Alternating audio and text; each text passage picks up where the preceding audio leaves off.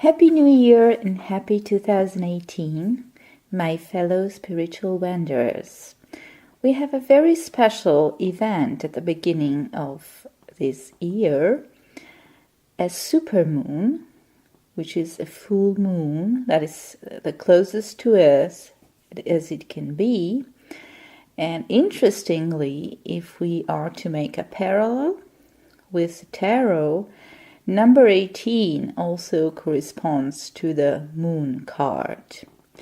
A full moon would be in astrology a moment of heightened emotions and visibility, since it is the moment when we can see the moon governing our feelings, our inner life, our desire to connect, our moods, our daily life cycles,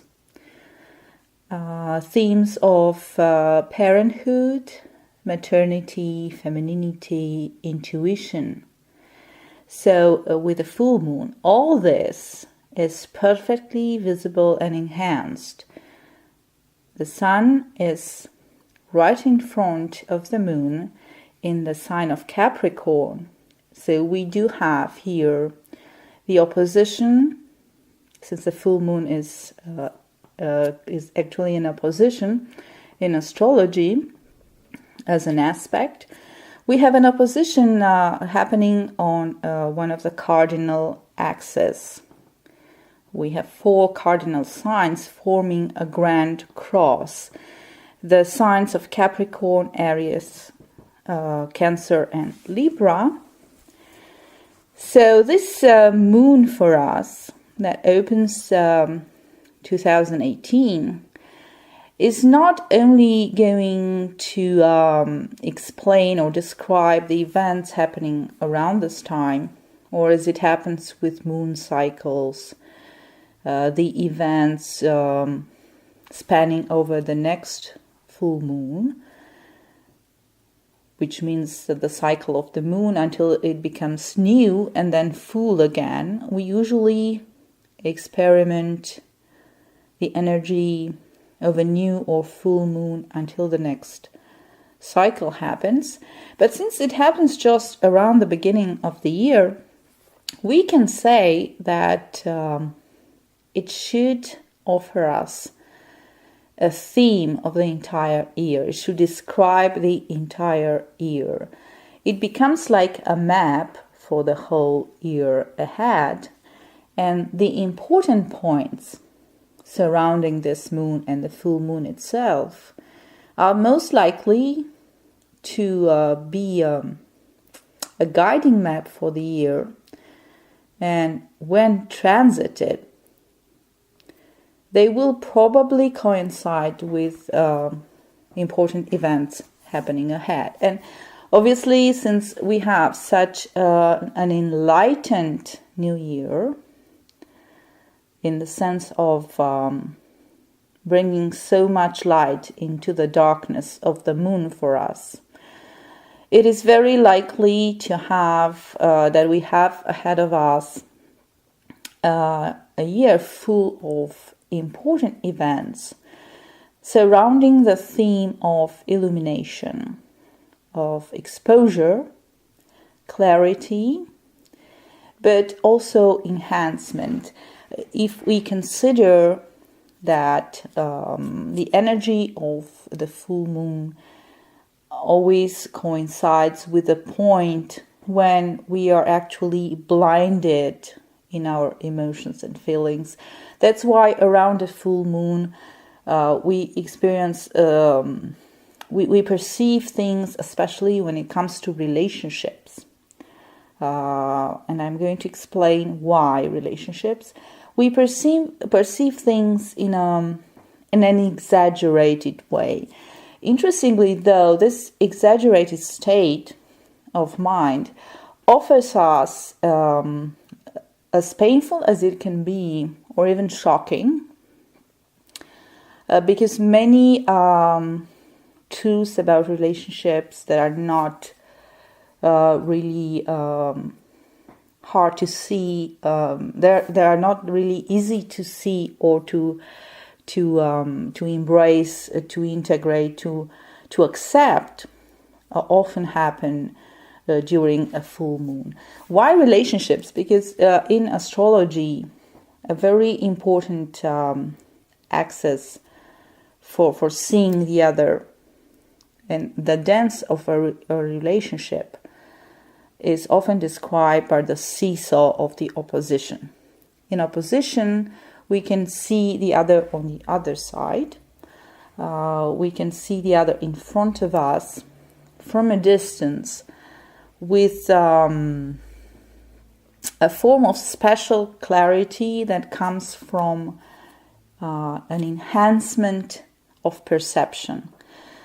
We might say that enhanced emotions, heightened emotions, enhanced feelings, the blinding light of the sun over our emotions and our perceptions is actually a form of illusion, because often after a full moon passes, we discover ourselves as if we just, got things too far, or we exaggerated things, and we almost wake up like from a form of intoxication of our own passions and feelings, and we cool off, and we don't see things as being as terrible or grave or serious as we thought, or we usually think during a full moon. But there's also, interestingly, a lot of passion and truth in those moments. And even if we can approach the matter, the relationship matter that is being exposed by the full moon, in a more moderate manner during the moon's descent into darkness towards the new moon, we also discover how helpful those moments were for catharsis, but also for by testing the limits of the relationship of ourselves and the other. We actually reach a point of control. So there's a paradox here. It's important to release whatever we need to release on the full moon, all those waves and waters of exaggeration, maybe. Because this release will bring us possibility to choose later on, after that catharsis, to choose later on, if indeed those heightened expressions are worthy to be followed through, or we are just going to use the energy released to give it more moderate channels of cooperation. To put it in a more simple way, usually full moons are a moment when relationship can be made or broken. They are like a big test for expression of truths, personal truths, demands, and emotions and feelings in a relationship that are going to actually break that relationship if it's not really positive for us, or they will just bring people closer after riding the storm together. That is why this particular year, 2018, is going to be an year of partnerships and relationships. At a global level, we are likely to see some old partnerships dissolving, important political ones, and also new partnerships that perhaps were not thought over or imagined during the last year or during the last years. And this is going to be, this is going to happen at a general global level, But at the same time, we are all going to experience this on individual personal level in various forms. Since the sun is in Capricorn and the moon is in Cancer, we also notice that this axis is double marital. Why I'm saying this, that the sun and the moon in astrology, they represent the marital energies of the couple. Let's say if Venus represents the woman in love and Mars the man in love, the two lovers working on their relationship to form a couple or not. They're just infatuated with each other, and they are in love and attracted to each other. So Venus and Mars as planets represent the male-female energies at the beginning of a relationship, in the passionate infatuation stage. The sun and the moon are the archetypes of the husband and the wife. The two people, the couple, they already know they are for each other. They're meant for each other, or they want to be with each other as an official marital couple. They don't have to be married necessarily, but they are definitely they definitely identify themselves as being together. Therefore, the sun and the moon also represent the mother and the father. And this time, we not only have the two planets dancing this way in opposition, but they also do it on the Capricorn-Cancer axis, which also corresponds to the marital couple. Like the sun in Capricorn would be the husband, but also the father, and the moon in Cancer represents the wife and the mother. So we're definitely going to experience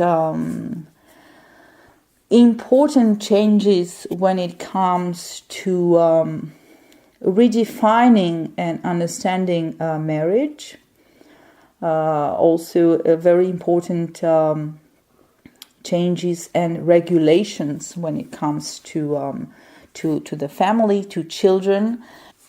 This means that we are going to experience important changes when it comes to the family and children as well, to reproductive rights, laws and regulations for child protection, and a general transformation, but when it comes to family values and monogamy and the couple. But we have started this transformation a long time ago, and during the past years there have been important changes in this respect. But this year we will continue to do this transformation with the help of laws and regulation. Since this axis, Capricorn, Cancer, is about finding, Capricorn is the political regulator, one of them. It represents the structure being governed by Saturn. It represents the structure given to a certain idea. It becomes tangible. It becomes a set of rules. And of course, with Cancer, we have here again establishing a new tradition. Both signs are very much connected to the past and to time, the passage of time. Saturn actually governs the long passage of time, the generations, while the moon governs the daily life, so the short passage of time. They both now bringing together past and future into the present. And there is a very tangible approach to all those matters when it comes to implementing practical daily rules So basically, we can say that this year, this long transformation when it comes to marital rights, reproductive rights, family rights, child protection, marriage in general, we will see the effects in our daily life. Going back now to this wonderful supermoon and to the idea of a heightened emotions, feelings, and reaction during this time, we will mention that the January full moon is called the wolf moon. All full moons resonate in our psyche with this idea, this image, or let's say this auditive perception of the wolves howling at the moon. But this particular moon is traditionally called the wolf moon. The wolves, they don't really howl at the moon, though. They howl at each other, and they're making those particular deep sounds for the resonance, since this is how they communicate over long distances. This also tells us how 2018 is going to be a very important year when it comes to being heard. If we are promoting the values and the ideas that are suggested by the whole chart as we are analyzing it now, being heard by the herd, right? Being heard by your own people. So for all of us, we will find on this axis of relationships enhanced with the help of this configuration, we will find our people.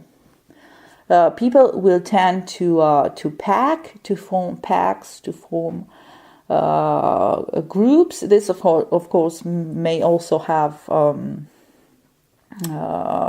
negative impact at some stages. Nothing is being built with direct positive effect. There's always a crescendo that includes many stages to get there, to get to the positive effect. And some of the steps are painful or dramatic. So people will tend to also segregate more when it comes to a certain ideas, ideologies, political affiliations. But on the good side, we have a great chance, all of us, to not feel alone when it comes to promoting those ideas that are important for the collective, and to actually find a group setting for our projects, especially the projects that we are very passionate about, we keep in our heart as something very dear and emotional to us, the moon in Cancer, that we now are or should try to implement in the practical, tangible world, to give them a form, to give them real life. Sun in Capricorn. So this is where we will feel the support of a pack.